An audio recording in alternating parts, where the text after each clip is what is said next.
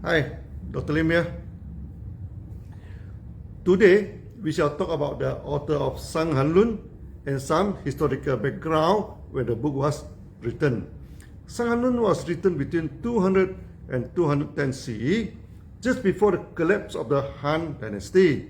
The Han Dynasty began in 202 BCE and ended in year 200 CE, and is the first major Chinese empire.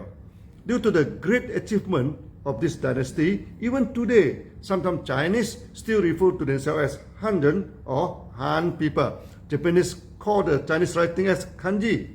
Kan is the spelling of Japanese for Han, meaning the Han character. Then contemporary of Han were another three great empires. To the west is the Roman Empire. Then moving eastwards is the Persian Empire, and then the Indian Kusan Empire.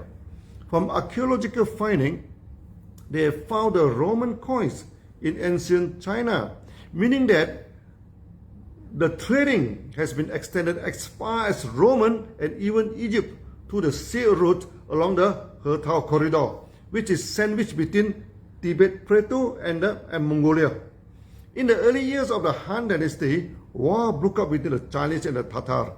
The Han Empire Liu Bang took the initiative to attack the Tatar and was defeated in great humiliation. The Chinese found that they lost the war due to the quality of the weapon. The Tatar only know how to produce steel, and the Chinese still use a normal iron, which has no match to steel in battle. Then Tatar was basically using cavalry and having very good horses. Chinese were mainly foot soldiers and some inferior horses. So when the Tatar broke the supply chain and encircled the Chinese, the war was over. The Chinese emperor sued for peace, and the Tatar demand a few demands. First, Han must open up the borders to facilitate trades. Secondly, had to pay some compensation and yearly contribution. Last and the most humiliating of all was Han had to marry the princess to the Khan, or the prince of Tatar. The defeat in the war was too much for the Han. Then they found that actually the Tatar learned the art of making steel from Kusan, India. And Kusan produces even better horses than the Tatar. The horses from Kusan also trade westward and eventually become the famous Arabic horses. When traded to China, it became the famous Tawan horse. Because of the similarity between the Arabic horse in China, they also call it Arabic horse, which it is actually of the Kusan Empire of ancient India. And together with the horse, alfalfa and many herbs, and also the art to apply minerals in medicine, even the art of surgery were taught to the Chinese. This led to some kind of technical revolution in China, where the art of making steel was perfected and produced the famous Han sword, the grandfather of samurai sword. Because in the later Tang Dynasty, China defeated Japan in Baijiangkou, which is in Korea. Tang came to the rescue of Korea when he was attacked by the Japanese. Japanese using the iron sword, which have no match to the Tang sword made of steel. Later, Japan learned the steel making technology from the Tang Dynasty, borrowed the technique of the Tang sword to produce the famous samurai sword. In the West, Arab used similar technology from Kusan and produced the famous Damascus sword. Today, when modern Indian students look at samurai sword and Damascus swords, the famous Arabic swords, few realize that they actually originated in India. Kusan was the technology hub of the time. Han imported the technology and advances in military, metallurgy, herbs and medicines, agriculture with foreign fruits, vegetables, spices, and of course the spread of Buddhism. After learning the technology from Kusan and adopting the cavalry technique and even the military technique, the Tatar in warfare, Han defeated Tatar after 70 years, driven many of them westward towards Europe and Turkey. I am not teaching history here, just to remind of us that technologies are changing and we should do what the Han people do, constantly absorb the new and advanced technology to become part of our technology and skill. Learning the knowledge from others, even from our enemy, to enrich ourselves. Towards the end of the Han Dynasty, The herbs and medicine technology in China has already leading in the world. The contemporary of Zhang Zhongjing, Huo can even perform the skull surgery with anesthesia, removing the tumor from the brain. Some scholars think that Huo may be Persian or Indian that migrated to China and brought the art of surgery to China, because his name sounds foreign and not a typical Chinese name. When reaching the era of Zhang Zhongjing, Han has approached its end and China entered into civil war, and many warring states were formed. Constant conflict led to spreads of contagious diseases. When famine struck in some more, the consequences were deadly. In the preface of Shang LUN, that within 10 years' time, the family of Zhang Zhongjing, well over 200 people, about 70%, perished in the pandemic and various diseases. This led him to take up the art of medicines to fight against the pandemic and harmful diseases. He learned the art from his teacher, Zhang Pochu, read many books that associate with medical science, and finally established his famous six-section theory, Liu Jing Penchen, which is the father of our hexagenous reflexology in gynotherapy. Zhang Zhongjing focuses mainly on herbs and touches slightly on surgery and acupuncture. He was the first great doctor that systematically classified the diseases and herbs or herbal formula by six-section theory, which we shall discuss shortly. He also applied the six-section theory on Pau's observation. Later, I expand the six-section theory into hexagenous section theory and apply it to acupuncture and reflexology, complementing those areas left out by Zhang Zhongjing. Maybe due to the influence from Kusan, many methods of treatment in Zhang Zhongjing are similar to ancient Ayurveda. When I am teaching the herbology, Dr. Sawara, our senior instructor and a qualified Ayurvedic doctor, commented that it reminds him of many practices in Ayurveda that have been ignored or diminished nowadays. So, Shang LUN may be of great help when we wish to revise back the ancient art of Ayurveda. Over the centuries, many doctors were successful using the herbal formula of Shang LUN to treat chronic disease, fever, and contagious disease and injuries. This is even important for today, as many bacteria become drug resistant and modern medicine is poor to treat the viruses diseases like AIDS, flus, and pandemic like COVID-19. But the herbal formula of Zhang Zhongjing are still effective to treat all these health problems. Flu is considered untreatable in modern medicine, but the first chapter of Shang LUN, we are dealing with flus. I have been traveling widely for the past 30 years. I do not remember I have contracted any flu or fever or even headache. As there are signs of infection, I can quickly treat myself and get rid of the symptoms, thanks to the teaching of Shang LUN. You need not worry about that, because the first chapter of Shang LUN is dealing with fever and flu. Once you master the art, you can manage that very well for yourself, your family, and of course your patients. Today, the pandemic of COVID-19, which is a pandemic flu, causes a lot of harm, and 10 millions, over 10 million people are infected now.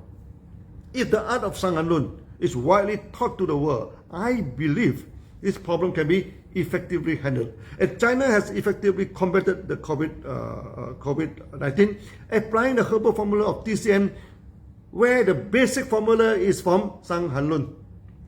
Zhang Zhongjing was a government officer and apparently not a rich man. Okay, he's good, but not rich. He has to write down his book using the bamboo strip. Rich people at the time could write in more durable material like cloth, leather, or costly paper. The word has to be carved by knife one by one on the bamboo by Zhang Zhongjing. This was a tedious process.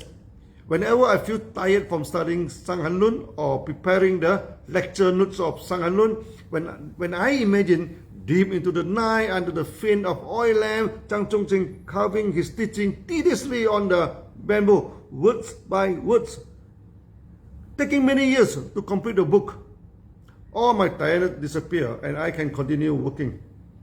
Zhang Zhongjing completed 16 chapters Apparently, 10 chapters are about succession theory, and 6 chapters are miscellaneous theory, which group the miscellaneous diseases, which are not easy to be grouped into succession theory, but can be grouped according to various types of disease, like the woman sickness, certain groups of diseases, and etc. He named his book as Shang LUN. Shang, you already know, refer to harmful diseases, which is classified by succession theory. And Ping means miscellaneous disease. Those diseases that are not covered in the succession theory are put into the last 6 chapters. Unfortunately, shortly after Chang Chongqi completed this book, war broke up again, and China was in complete chaos. Shang Ping LUN, or discussion on the harmful and miscellaneous diseases, was lost due to war. Finally, in Qin Empire, which is spanning from 266 CE to 420 CE, took over the Han Empire. The palace doctor Wang Suhe, many believe he was the student or grand student of Chang Chongqi, managed to recompile the books. Apparently, he only managed to get a section of the book on succession theory and managed to compile back the 10 chapters. 6 chapters of miscellaneous diseases were missing. As the compiled book was mainly on the succession theory and not on miscellaneous disease, Wang Suhe renamed the book he compiled as Shang LUN, doing away with Ping, the miscellaneous disease. The reason was very obvious, but many later scholars apparently not aware of this and criticized Wang Suhe, modified the name of the book and making people confused that Shang LUN is only for cold-infected disease, not able to treat topical and warm diseases, and not good to treat miscellaneous disease like the chronic diseases. During the transmission of the book over the long years, there was a problem. The book is not widely applied by the herbalists due to its limited circulation until the Song Empire, which is spanning 960 CE to 1279 CE. Before that, printing was not widely available and the book was copied by hand. This may lead to some mistake in the copying. Only till 1065 CE, the government of Song dynasty instructed Cao Baowei, Sun Qi, Li Yi, and etc. to foolproof and typeset it for printing. Song dynasty was advanced in technology. Paper making and printing were already well established, and thousands of the books were printed and distributed by the government. The government of Song dynasty was one of the well-organized dynasty and progressed well in trading and technical innovation. They established a medical ministry and compiled a few important medical books and a few hundred herbal formula, which was still widely used until today. At first, the printing was in big character and used up more paper. In order to cut down the cost, the government even reduced the font size and printed in a smaller and cheaper copy. Due to the promotion from the government, Shang LUN was widely studied by many herbal students and doctors and became one of the pillars in the study of DCM. But there were two problems. First, the Song dynasty was 1,000 years from the Han dynasty. The usage of language has changed. The treatment of diseases were in two broad categories. One in treating diseases due to pandemic, which was characterized by the high fever, which is known as warm diseases, and the treatment of disease due to overexposure to cold, known as cold diseases. By right, this was a good development of the herbology. Unfortunately, many scholars started to state that Shang LUN is only good for cold-infected diseases, as Han can mean cold. This led to a school of herbalists insisted Shang LUN was not suitable for contagious disease and warm diseases. In Song, diseases are also divided according to systemic disease and miscellaneous disease. For example, diseases that can be classified by the succession theory are systemic. Many chronic disease and woman disease and etc. that are not easy to be classified by the succession disease are known as miscellaneous diseases. Then a group of scholars insist that Shang LUN is only good for systemic disease and not good for miscellaneous disease. Not only that, they put the blame on Wang Suhe, said he changed the name of the book and made people think this is only good for systemic disease and not the miscellaneous disease. Also, only Shang Han is used, then make people think that this book is only for co-infected diseases. They have misunderstood Wang Suhe. He was right to change the name of the book, and he must have realized the 6 sections of the miscellaneous diseases are not included. Without Wang Suhe, we are not even able to read the book by now. So many scholars are still praising Wang highly. Fortunately, the missing section of the miscellaneous disease did found during the Song dynasty too. The section was compiled into another book called Jingguiyale, the important summary in Golden Chamber. Song scholars take out the miscellaneous diseases treatment section and recompile the book. In ancient China, important documents were stored in the metallic chamber, which they call it the gold chamber. As the art of Shang Han is so important, the title indicates we must safely keep it and study it thoroughly. Most Shang Han scholars are taking Jingguiyale as part of Shang Han and study these 2 books together. Shang Han LUN used only 90 types of herbs and formulated about 113 formulas. This is one of the reasons why we choose Shang Han LUN as a main teaching text. The usage of herbs is not too wide. The formula is simple and effective, and most important, the theory used in Shang Han LUN is also rudimental and easy to understand. There are many famous herbalists apply only 6 section theory and apply the main herbal formula in Shang Han LUN to treat wide ranges of diseases, including the worm disease, tropical contagious disease, and many miscellaneous diseases, which simply means that if you study the Shang Han LUN well, you can become a fully qualified herbalist for sure. The herbal formula used in Jingguiyale is about 262 numbers. Many are repetitive from Shang Han LUN.